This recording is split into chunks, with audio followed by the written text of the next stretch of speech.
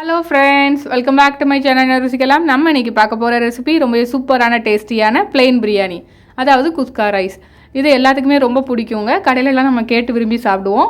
இது செய்கிறதுக்கு mutton, chicken இந்த மாதிரி வெஜிடபிள்ஸ் எதுவுமே தேவையில்லை. ரொம்ப ஈஸியாக செஞ்சிடலாம். வாங்க பார்க்கலாம். இது செய்ய தேவையான பொருட்கள்: பாஸ்மதி ரைஸ் 1.5 கப். இது இல்லைனா நீங்கள் நார்மல் வீட்டு ரைஸும் எடுத்துக்கலாம். பெரிய வெங்காயம் 1 கப். ஒரு மீடியம் சைஸ் வெங்காயத்தை கட் பண்ணி வச்சுருக்கேன். இந்த மாதிரி ஸ்லைஸாக கட் பண்ணிக்கோங்க. தக்காளி 1 கப், அதுவும் ஒரு மீடியம் சைஸ், இந்த மாதிரி குட்டி குட்டியாக கட் பண்ணி எடுத்துக்கோங்க. புதினா இலைகள் 1 கப், நல்லா கழுவி எடுத்துக்கோங்க. கொத்தமல்லி தழை 1 கப், இந்த மாதிரி குட்டி குட்டியாக கட் பண்ணி எடுத்துக்கோங்க. தயிர் 1/2 கப், கொஞ்சம் கெட்டியான தயிராக எடுத்துக்கோங்க. சின்ன வெங்காயம் ஒரு 10 பீஸ். பச்சை மிளகாய் 2 பீஸ். இஞ்சி பூண்டு விழுது 1 டேபிள் ஸ்பூன். எண்ணெய் 2 டேபிள் ஸ்பூன். நெய் 2 டேபிள் ஸ்பூன். கொத்தமல்லி பவுடர், அதாவது கொத்தமல்லி தூள் 1/2 டீஸ்பூன். மஞ்சள் பொடி 1 டீஸ்பூன். மிளகாய் தூள் 2 டீஸ்பூன். பிரியாணி இலை 1, அதாவது சின்ன மீன்னா பட்டை துண்டு 1, நட்சத்திர சோம்பு 1, ஒரு 4 கிராம்பு, 2-3 ஏலக்காய், அப்புறம் கல்பாசி கொஞ்சம் எடுத்துக்கோங்க. உப்பு தேவையான அளவு. இப்போ ஒரு பவுலில் முதல்ல அரிசியை நம்ம ஊற வச்சுக்கணும். எந்த ரைஸ்னாலும் சரி ஊற வச்சுக்கோங்க. நான் 1.5 கப் அரிசி எடுத்திருக்கேன். இதில் கொஞ்சம் நல்லா கழுவி எடுத்துகிட்டு வந்துட்டு இதில் கொஞ்சம் தண்ணி ஊற்றி ஒரு 30 நிமிஷம் ஊற வச்சுக்கோங்க. எப்போதுமே நீங்கள் பிரியாணி இந்த மாதிரி வெரைட்டி ரைஸ் எது செய்யும் போதும் ரைஸை ஒரு 30 நிமிஷம் ஊற வச்சு சேர்த்துக்கிட்டிங்கன்னா ரொம்ப சூப்பராக உதிரியாக வரும். இப்போ ஒரு மிக்சி ஜாரில் 2 பச்சை மிளகா, ஒரு துண்டு பட்டை, 2 ஏலக்காய், 2 கிராம்பு, அப்புறம் நட்சத்திர சோம்பில் உள்ள ஒரு 2 பீஸ், இவ்வளோத்தையும் போட்டுக்கலாம். அதுக்கப்புறம் சின்ன வெங்காயம் சேர்த்துக்கலாம். அதுக்கப்புறம் கொஞ்சம் கொத்தமல்லி இலை, கொஞ்சம் புதினா இலை, இது எல்லாத்தையும் சேர்த்து நல்லா மையாக பேஸ்ட்டாக அரைச்சி எடுத்துக்கோங்க. தேவைன்னா கொஞ்சமாக தண்ணி சேர்த்து நல்லா அரைச்சி எடுத்துக்கோங்க. இந்த மாதிரி அரைச்சி தனியாக எடுத்து வச்சுக்கோங்க. ரொம்ப ரொம்ப சூப்பராக இருக்கும். இந்த பேஸ்ட்டு தான் இந்த ரெசிபிக்கு ரொம்ப டேஸ்ட் கொடுக்க போகுது. இப்போ ஒரு குக்கர் எடுத்து அதில் கொஞ்சம் எண்ணெய் ஊற்றிக்கலாம். எண்ணெய் காஞ்சதும் அதில் ஒரு ஏலக்காய், அப்புறம் நட்சத்திர சோம்பு, அப்புறம் ஒரு துண்டு பட்டை,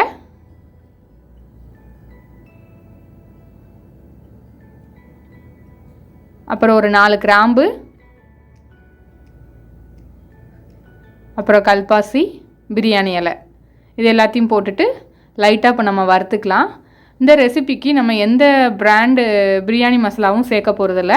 கரம் மசாலா பவுடர் அந்த மாதிரி எதுவுமே சேர்க்க போகிறதில்லைங்க. நம்ம ஃபஸ்ட்டு ஒரு மசாலா அரைச்சி வச்சுருக்கோம்ல, அதுவே நமக்கு சூப்பரான பிரியாணி ஃப்ளேவர் கொடுக்கும்.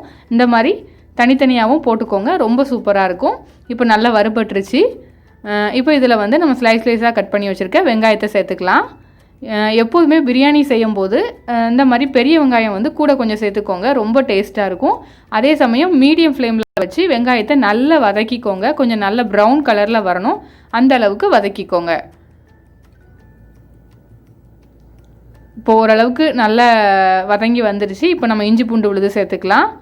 இஞ்சி பூண்டு விழுதாக உங்களுக்கு சேர்க்கறதுக்கு முடியலை இல்லை அந்த டைமில் அப்படின்னா, நம்ம மசாலா அரைக்கோம்ல, அது கூட ஒரு துண்டு இஞ்சியும் ஒரு 4 அல்லது 5 பல் பூண்டும் சேர்த்து அரைச்சிக்கோங்க. இப்போ நல்லா மிக்ஸ் பண்ணியாச்சு. இப்போ நம்ம தக்காளி சேர்த்துக்கலாம். தக்காளி சேர்த்து தக்காளி நல்லா மசிகிற அளவுக்கு நல்லா வதக்கிக்கோங்க. ரொம்ப டேஸ்ட்டாக இருக்குங்க. கண்டிப்பாக இந்த ரெசிபியை நீங்கள் ட்ரை பண்ணி பாருங்கள். நல்லா மிக்ஸ் பண்ணி விடுங்க. இப்போ இதில் தேவையான அளவு உப்பு சேர்த்துக்கலாம். கொஞ்சமாக உப்பு சேர்த்து முதல்ல தக்காளி வெங்காயம் வதங்குறதுக்கு மட்டும் சேர்த்துக்கோங்க. அப்புறம் கடைசியாக இன்னும் கொஞ்சம் சேர்த்துக்கலாம். இப்போ நல்லா மிக்ஸ் பண்ணி விட்டாச்சு. ஃப்ளேமை கடைசி வரைக்கும் மீடியம் ஃப்ளேம்லே மெயின்டைன் பண்ணிக்கோங்க. இப்போ நம்ம அரைச்சி வச்சுருக்க இந்த பேஸ்ட்டை இதில் சேர்த்துக்கலாம். சேர்த்துட்டு நல்லா மிக்ஸ் பண்ணிக்கோங்க. இந்த புதினா கொத்தமல்லியெலாம் அரைச்சி இதில் சேர்த்துருக்கோம்ல, இதோட ராஸ்மல் போகிற அளவுக்கு நல்லா மிக்ஸ் பண்ணி விடுங்க.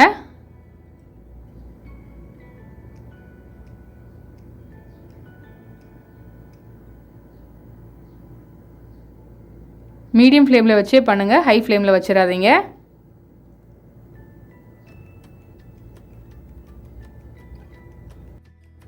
இப்போ நல்லா மிக்ஸ் பண்ணி இந்த மசாலாலாம் கொஞ்சம் நல்லா வெந்துருச்சு. இப்போ இதில் வந்து கொஞ்சம் கொத்தமல்லி இலை, கொஞ்சம் புதினா இலை சேர்த்துக்கலாம். எப்போதுமே நீங்கள் பிரியாணி செய்யும்போது கொத்தமல்லி இலை, புதினா இலை கொஞ்சம் கூடுதலாக சேர்த்துக்கோங்க. நல்ல ஃப்ளேவர் கொடுக்கும். இப்போ இதை நல்லா மிக்ஸ் பண்ணிவிட்டு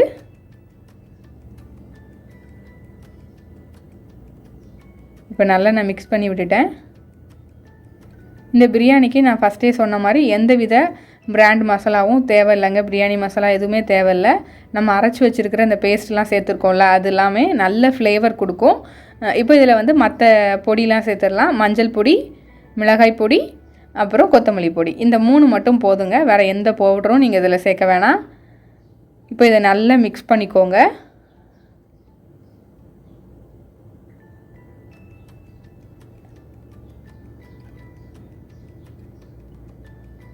உங்களுக்கு கொஞ்சம் காரம் கூடுதலாக வேணும்னா கூட கொஞ்சம் மிளகாத்தூள் சேர்த்துக்கோங்க, இல்லை 2 பச்சை மிளகா கூடுதலாக சேர்த்துக்கோங்க. இப்போ நல்லா மிக்ஸ் பண்ணியாச்சு. இப்போ இதில் தயிர் சேர்த்துக்கலாம். தயிர் வந்து கண்டிப்பாக சேர்த்துக்கோங்க. ரொம்ப ரொம்ப இந்த சாதத்துக்கு வந்து டேஸ்ட்டு கொடுக்கும். எப்போதுமே பிரியாணி செய்யும்போது தயிர் சேர்த்து செய்யுங்க. இது வரைக்கும் நீங்கள் தயிர் சேர்த்து செய்யலைன்னா இந்த மாதிரி ஒரு டைம் ட்ரை பண்ணி பாருங்கள். ரொம்ப ரொம்ப சூப்பராக உங்களுக்கு ரைஸ் நல்ல சாஃப்டாக நல்ல உதிரியாக வர்றதுக்கு ஹெல்ப் பண்ணும். இப்போ இதை நல்லா மிக்ஸ் பண்ணிக்கலாம். அதே மாதிரி தயிர் வந்து தண்ணி சேர்க்குறதுக்கு முன்னாடியே சேர்த்துக்கோங்க. அப்போ தான் உங்களுக்கு அந்த தயிர் வந்து நல்ல அந்த மசாலாலாம் மிக்ஸ் ஆகி வரும். இல்லைனா தண்ணியில் பிரிஞ்சு நிற்கும். அதனால் ஃபஸ்ட்டே சேர்த்துக்கோங்க. இப்போ நம்ம ஊற வச்ச பாஸ்மதி அரிசியை இதில் சேர்த்துக்கலாம். கண்டிப்பாக அதே மாதிரி ரைஸையும் ஒரு 30 நிமிஷம் ஊற வச்சு எடுத்துக்கோங்க. அப்போ தான் உங்களுக்கு ரைஸ் உடையாமல் உங்களுக்கு நல்லா வரும். நீங்கள் பாஸ்மதி ரைஸ் இல்லைன்னா நார்மல் ரைஸ்லையும் செய்யலாம். அதுக்கும் ரொம்ப சூப்பராக இருக்குங்க இந்த ரைஸு. இப்போ இதை நல்லா நம்ம மிக்ஸ் பண்ணிடலாம். அரிசி சேர்த்த பிறகு நீங்கள் மிக்ஸ் பண்ணும்போது ரொம்ப ஃபாஸ்ட்டாக மிக்ஸ் பண்ணக்கூடாது. ரொம்ப ஸ்லோவாக லைட்டாக ஃபோல்ட் பண்ணி மிக்ஸ் பண்ணிக்கோங்க. அப்போ தான் உங்களுக்கு ரைஸ் வந்து உடையாமல் இருக்கும். இப்போ நம்ம மெதுவாக மிக்ஸ் பண்ணி விட்டுடலாம் இதை. இப்போ நல்லா மிக்ஸ் பண்ணியாச்சு. இப்போ இதில் வந்து நம்ம தண்ணி சேர்த்துக்கலாம். நான் வந்து 1.5 கப் அரிசி எடுத்திருக்கேன். அதுக்கு வந்து 3 கப் தண்ணி வந்து கரெக்டாக இருக்கும். 2, 3 கப் தண்ணி சேர்த்தாச்சு. இப்போ தண்ணி சேர்த்துட்டு லைட்டாக மிக்ஸ் பண்ணி விட்டுருங்க. மிக்ஸ் பண்ணி விட்டுட்டு இப்போ இந்த ஸ்டேஜில் வந்து நீங்கள் உப்பு செக் பண்ணிக்கோங்க. நம்ம முதல்ல வந்து கொஞ்சம் லைட்டாக தான் உப்பு சேர்த்தோம். அந்த வெங்காயம் தக்காளி வதங்குற அளவுக்கு தான் கொஞ்சம் சேர்த்தோம். இப்போ இந்த ஸ்டேஜில் டெஸ்ட் பண்ணிவிட்டு கூட கொஞ்சம் உப்பு சேர்த்துக்கோங்க. அதே மாதிரி உப்பு வந்து நீங்கள் இந்த ஸ்டேஜில் பார்க்கும்போது நம்ம தண்ணி சேர்த்துருக்கனால கொஞ்சம் கூடுதலாக, அதாவது உப்பு கொஞ்சம் தூக்கலாக இருக்கிற மாதிரி பார்த்துக்கோங்க. அப்போ தான் உங்களுக்கு ரைஸ் வெந்த வரும்போது கரெக்டான டேஸ்ட்டில் இருக்கும். இப்போ நம்ம உப்பு சேர்த்தாச்சு. இப்போ அடுத்து வந்து நம்ம நெய் சேர்த்துக்கலாம். நீங்கள் வந்து உங்களுக்கு ஆயில் வேண்டாம் அப்படின்னா நீங்கள் முதல்லே கூட நெய்யிலே எல்லாத்தையும் வதக்கி சேர்த்துக்கலாம். இப்போ நான் 1 டேபிள் ஸ்பூன் நெய் சேர்த்துருக்கேன். நம்ம கடைசியாக சாதம்லாம் வெந்ததுக்கப்புறம் இன்னும் கொஞ்சம் சேர்த்துக்கலாம். இப்போ நல்லா மிக்ஸ் பண்ணி விட்டுட்டு நல்லா கொதிக்க விட்டுருங்க. கொஞ்சம் இந்த மாதிரி நல்லா கொதிக்க ஆரம்பித்ததும் குக்கரை மூடி நல்லா மேலே ஏர் வரணும். வந்ததுக்கப்புறம் வெயிட்டை போட்டுக்கோங்க. போட்டுட்டு ஒரு 10 நிமிஷம் மீடியம் ஃப்ளேமில் குக் பண்ணுங்கள். சூப்பரான பிரியாணி நமக்கு ரெடி ஆயிருங்க. இப்போ நல்லா ஏர் வர ஆரம்பிச்சிருச்சு. இப்போ இதில் நம்ம குக்கர் விசில் போட்டு எடுத்துக்கலாம். இப்போ நல்லா வெந்து அதுக்கப்புறம் வந்து அந்த ஏர் போனதுக்கப்புறம் எடுத்திருக்கேன். பாருங்கள், சூப்பரான உதிரியான பிரியாணி நமக்கு ரெடி ஆயிடுச்சு. ரொம்ப ரொம்ப டேஸ்ட்டாக இருக்குங்க. இதுக்கு நம்ம எந்தவித மசாலா பவுடர்ஸும் சேர்க்கலை. நம்ம வீட்டிலே மசாலா ரெடி பண்ணி சேர்த்துருக்கோம். அதுவும் ரொம்ப ஈஸியாக தான் ரெடி பண்ணியிருக்கோம். கண்டிப்பாக ட்ரை பண்ணி பாருங்கள். அதே மாதிரி எப்போதுமே பிரியாணி சர்வ் பண்ணுறதுக்கு முன்னாடி கொஞ்சம் நெய் சேர்த்து நல்லா மிக்ஸ் பண்ணிவிட்டு நீங்கள் சர்வ் பண்ணி பாருங்கள். ரொம்ப டேஸ்ட்டாக இருக்கும். மிக்ஸ் பண்ணும்போது கொஞ்சம் மெதுவாக மிக்ஸ் பண்ணுங்கள். இப்போ இதுக்கு ஒரு சின்னதாக ஒரு தயிர் பச்சடி ரெடி பண்ணிடலாம். வெங்காயம், கொத்தமல்லி இலை, தயிர், உப்பு. தேவைன்னா நீங்கள் இதில் கேரட் துருவி போட்டுக்கலாம். அப்புறம் வந்து வேறு என்ன, அப்புறம் வந்து கொஞ்சம் நீங்கள் வெள்ளரிக்காய் இருந்துச்சுன்னா கூட கட் பண்ணி போட்டுக்கலாம். இப்போ இதை நல்லா மிக்ஸ் பண்ணிவிட்டு சர்வ் பண்ணிடலாம். ரொம்ப சூப்பராக இருக்கும். இந்த ரெசிபி உங்களுக்கு பிடிச்சிருந்துச்சுன்னா லைக் பண்ணுங்கள், ஷேர் பண்ணுங்கள், கமெண்ட் பண்ணுங்கள். ரெசிபி பிடிச்சிருந்துச்சுன்னா உங்கள் ஃப்ரெண்ட்ஸ் அண்ட் ஃபேமிலிக்கு ஷேர் பண்ணுங்கள். அப்புறம் மறக்காமல் நம்ம என்ஆர்சிக்கலாம் சேனலுக்கு சப்ஸ்கிரைப் பண்ணாதவங்க சப்ஸ்கிரைப் பண்ணி பக்கத்தில் உள்ள பெல் ஐக்கானை கிளிக் பண்ணி அதில் ஆல்ங்கிற பட்டனை கிளிக் பண்ணிக்கோங்க. அப்போ தான் நம்மளோட ஃபியூச்சர் ரெசிபீஸ்லாம் உங்கள் நோட்டிஃபிகேஷன் லிங்க்கில் வரும். Thank you friends.